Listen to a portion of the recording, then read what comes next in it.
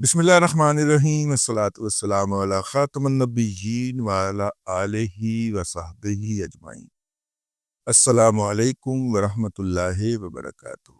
हर गुज़रते दिन के साथ अलीमा बीबी इस बात का एहतमाम कर रही हैं कि उनका भाई जो है वो सुकून के अंदर, अमन के अंदर, कूलर के सामने बैठ के देसी मुर्गियां खाता रहे और मौजें मारता रहे, किल द वेव्स करता रहे और जेल से बाहर ना आए। इस तरह की वो ज़ुबान इस्तेमाल कर रही हैं।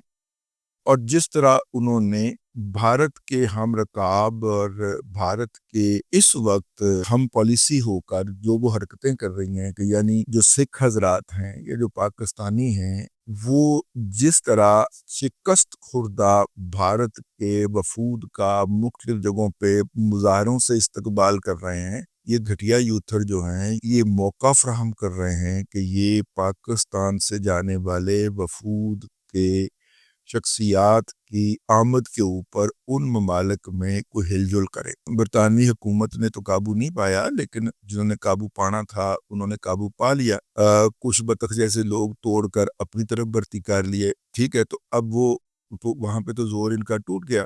लेकिन अमेरिका के अंदर क्योंकि सबकी सर्वाइवल का मसला है, उनकी सर्वाइवल क्या है, सोशल मीडिया के ऊपर व्यूज हैं। और सोशल मीडिया के ऊपर व्यूज कब आएंगे, जब तक रोजाना नया झूठ खड़ के नहीं बोलेंगे, ठीक है। तो नया झूठ जो है वो करने के लिए कुछ थोड़ा बहुत जाग तो लगानी पड़ती है ना सच की, ठीक है ना, फिर उसके बाद ही उसके ऊपर झूठ गढ़ा जाता है ना। तो वो जो किसी बयानी है, वो जो बहतान तराजी है, उसके अंदर मसरूफ है।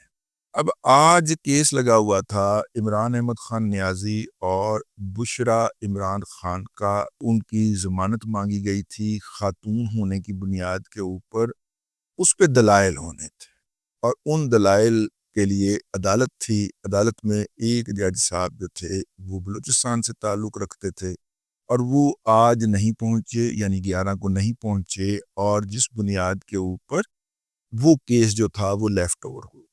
अदालती मामलात के अंदर इसे एक मामूल समझा जाता है। हमने चूंकि अदालतें भुगती हुई हैं कि आप तैयार शर हो के बोदे शोदे वाग के हैं, तेल शेल ला के परफ्यूम शफ्यूम छिड़क के पहुंचते हैं, तो आपको हमें पहुंच के पता चलता है कि जाजी साहब जो है ना वो आज उनकी जो वो मेरा मतलब है कि उनकी जो बकरी है उसने बच्चे दे दिए हैं, तो लिहाजा जज साहब जो है वो बकरी के बच्चों की मिठाई बांटने में लग गए हैं, लिहाजा वो अदालत नहीं आ रहे, आप कर जाएं। तो हम तो खैर चुप करके सर झुका आगे आ जाते थे, लेकिन वो जो रहीम यार खान से आया हुआ है या बकर से चला हुआ है बेचारा, या वो मेरा मतलब है कि खुशाब से पहुंचा हुआ था होता था, वो फिर इतने लंबे लंबे पलूते करता सी। मेरा मतलब है कि लंबी लंबी बहुत हैवी वेट किस्म की गालियां बकते जाता था। वो ज़ाहिर है वो बेचारा दिहाड़ी तोड़ के, उसने अगर रहीम यार खान से आना है तो वो कल शाम का चला हुआ होगा, सारी रात सफ़र करके सुबह वो पहुंचा होगा हाई कोर्ट और टेंशन होकर बैठा होगा, तो पता चले जनाब जज साहब से आए नहीं, लेफ्ट ओवर, काज लिस्ट कैंसल, ठीक है। कल शाम को ही पता चल गया था कि वो केस की हेयरिंग नहीं होगी, लेकिन ये एहतमाम के साथ अली अमीन गंडापुर साहब सरकारी प्रोटोकॉल गार्ड्स लेकर और अपने केपी की हुकूमत के मोबाइलों के ज़रिए वीडियोस बनाने वाले मुलाजमीन लेकर वहाँ पे पहुंचे और बाजी को साथ खड़ा करके उन्होंने ये धमकी लगाई कि अब हम इस्लामाबाद पर हमला करने आएंगे और हम असला लेकर आएंगे और ठोकेंगे। अली अमीन गंडापुर तो पहले भी भाग जाया करता है, ठीक है ना, मोटरवे के ऊपर वो टोल प्लाजा की खिड़कियां तोड़ के तो पहले भी भाग गया था। इधर लाहौर में भी तो जलसा करने आया था, फिर तो डी चौक से भाग गया था। तो इंतहाई डरपोक आदमी, ठीक है। और तेरी वाहिद क्वालिफिकेशन ये है कि इमरान अहमद खान नियाजी जब तकरीर किया करता था तो उसके पीछे ऐसे करके खड़ा हुआ करता था। उसके बाद तुमने कितने इतनी एक जिंदगियां खराब की हैं, मैं अगर फहरिस्त लेके बैठ गया किसी दिन तो तेरा बेड़ा गर्क करके उठूंगा। ये डरपोक आदमी है बेसिकली, ठीक है। तो उसने बेसिकली ये धमकी क्यों लगाई?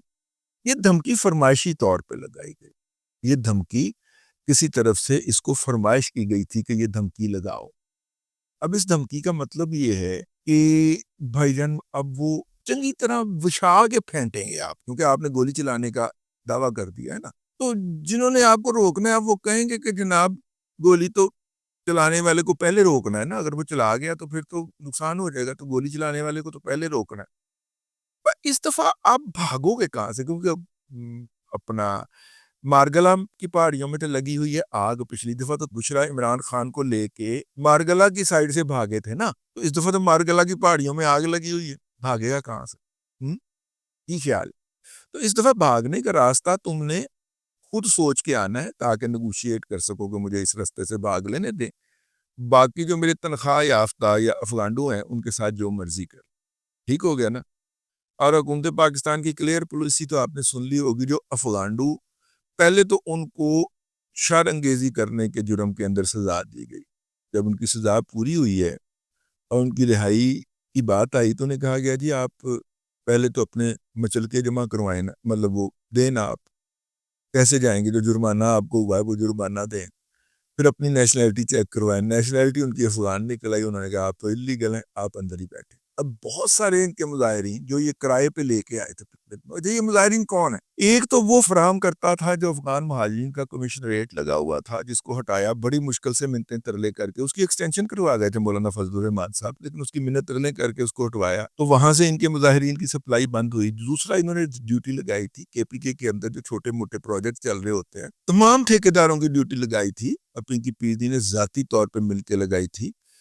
کچھ لوگ کہتے ہیں کہ یہ ٹھیکیداروں سے پنکی نے جاتے ہی رہا ہو کے پی کے پہنچتے ہی جو ملاقات کی تھی تو وہ کوئی مطلب کہ گوگی والے کام کے لیے کی تھی. میرا نہیں خیال, اس نے ان سے بندے مانگے تھے. تو وہاں پہ جو لیبر کام کر رہی تھی, اور کے پی کے اندر زیادہ تر لیبر جو ہے وہ افغانڈو ہوتے ہیں. ٹھیک ہے, ان کو لیبر ملی ہوتی ہے, را لیبر. ٹیکنیکل لیبر جو ہے وہ افغانستان میں بھی پاکستان کی جاتی ہے, جہاں پہ کوئی مشین چلانے کا معاملہ آ جائے. اور جہاں پہ صرف زور سے کام نکالنے کا مسئلہ ہوتا ہے وہ افغانڈو ہوتے ہیں. ہر ٹھیکیدار نے اپنے 10 یا 20 بندے, جتنے بھی 50 بندے دینے تھے. اب لیبر میں سے اس نے کہا کہ جناب جا کے ادھر دیہڑی لگاؤ. وہ ادھر منورنجن کرنے آئے, پکڑے گئے اور اندر ہو گئے. اور اندر ہو گئے تو نہ ٹھیکیدار نے پیچھا کیا. ٹھیکیدار نے کہا کہ جی میں نے حکومت کو دیے تھے, اب حکومت مجھے بندے واپس کرے. انہوں نے کہا تو نئے بندے پرتیدار کو. اب وہ ذلیل و خوار ہو رہے ہیں, خجل ہو رہے ہیں. وہ نوکری کرنے آئے تھے اور اپنی طرف سے نوکری کر رہے تھے, لیکن ان کو بیچاروں کو اس کے اندر رگڑ دیا گیا. میں ان کو بیچارے اس لیے کہتا ہوں کہ انہوں نے اس عمل کو انجوائے بھی کرنا شروع کر دیا تھا نا, ساتھ میں تھوڑا سا منورنجن بھی فرمانا شروع کر دیا تھا. تو نتیجے کے طور پہ رگڑے گئے. اب اس کی دے رہے ہیں. ان میں سے کچھ کے جو لوائقین ہیں یا جو کچھ کے ورثہ جو ہیں وہ آل دا وے افغانستان سے آ کے یہاں پہ وہ روتے پیٹتے پائے جا رہے ہیں کہ جناب ہمارے تو لوگ لیبر کر رہے تھے, تو پورامن لوگ ہیں, ان کا لینڈ سے کیا کام. تو اب وہ یہ داستان اس میں سے نکل رہی ہے. خاک صاحب نے اسی دن عرض کر دیا تھا کہ یہ مائی جو ہے یہ جو ٹھیکیداروں سے ملی ہے یہ پیسوں کے لیے نہیں ملی. پیسہ بہت آ رہا ہے اس وقت. اجیت ڈیول بہت پیسہ بھجوا رہا ہے, بہت پیسہ آ رہا ہے. پیسے کی کوئی کمی نہیں ہے, بندوں کی کمی ہے, اور بندے یہ اس طرح اکٹھے کر رہے ہیں. تو بھائی جان یہ افغانڈو بھی گئے. ٹھیک ہے, تو آپ کس بنیاد پہ آؤ گے؟ ٹھیک ہے نا. اس کا مطلب یہ ہے کہ یہ آنے کے لیے دھمکی نہیں ہے. اگر آنے کے لیے دھمکی نہیں ہے تو جو اندر پھنسا ہوا ہے اس کو رگڑا لگانے کے لیے یہ دھمکی دی گئی ہے. دوسرا اس کا مطلب یہ ہو سکتا ہے کہ وہ اندر ہی رہے اور ہمارا کاروبار چلتا رہے. ہمارے بہت سارے دوست جن میں حماد حسن صاحب بھی شامل ہیں, منصور وردی بھی شامل ہیں, وہ یہ کہتے ہوئے پائے جاتے ہیں کہ جب بھارت کے ساتھ کنٹروورسی اپنے پیک پہ گئی تو پاکستان کی مقتدرہ یعنی اسٹیبلشمنٹ اور سیاسی حکومت نے کہا کہ انہوں چھڑ دینے ہیں. تو اس کے اوپر علیم آباد جی اور علی امین گنڈا پور نے وہ فساد برپا کیا کہ اگر اس کے رہا ہونے کا کوئی 0.001% امکان پیدا ہوا تھا تو انہوں نے کہا اچھا ٹھیک ہے رہنے دے, اندر ہی پہ آ رہے ہیں. ٹھیک ہے نا. ہے تو یہ بڑی بے رحمانہ سٹیٹمنٹ, اسے اندر ہی پڑا رہنے دیں. بہت سارے جو لوگ ہیں جو اٹھ جاتے ہیں اداروں کے ہاتھوں, اسے پڑا رہنے دیں ابھی. یہ کہہ کے تو وہ بیچاروں کی پوری عمر گزر جاتی ہے. یہ تو خیر قانونی طور پہ گرفتار ہوئے ہیں اور پروسیڈنگ ہوئی ہے قانونی عدالت کے اندر, لیکن اس کے باوجود بھی اسے پڑا رہنے دیں. یہ سر بہت بڑی زیادتی ہے اندر پڑے ہوئے عمران احمد خان نیازی کے لیے. کہ علیم آباد جی نے یہ کہا تھا کہ اگر آپ اس طرح رہائی قبول کر لیتے ہیں تو میں اپنے یوٹیوبرز کو کیا منہ دکھاؤں گی. یہ بھی کسی نے رپورٹ کیا. اور اس کے بعد پھر عمران خان جو تھے ان کے ٹویٹر ہینڈل سے وہ سارا میرا مطلب ہے کہ امیر المومنین والی گردان شروع ہو گئی. ظاہر ہے ان کا ٹویٹر ہینڈل جو ہے اس وقت لیما باجی کے کنٹرول میں ہے, تو پھر اس نے جو بک بک ہوئی اس کا نتیجہ جو ہے ان یوتھوں کو جو اندر ہیں ان کو بھگتنا پڑے گا, جو باہر ہیں اور پکڑے جائیں گے ان کو بھگتنا پڑے گا, اور عمران احمد خان نیازی کو بھگتنا پڑے گا, اور اس کی ابتدا ہمیں ہوتی ہوئی نظر آ رہی ہے. تاہم بعد میں یہ پتہ چلا کہ اب وہ مقدمہ جو ہے وہ 14 تاریخ کو سنا جائے گا. دیکھیے اس دن بھی اس کی سماعت کی نوبت آتی ہے, جج صاحب کوئی ایسے تشریف نہیں لا سکتے. اب تک کے لیے اتنا ہی, اگلے بلاگ کے اندر پھر حاضری ہوگی.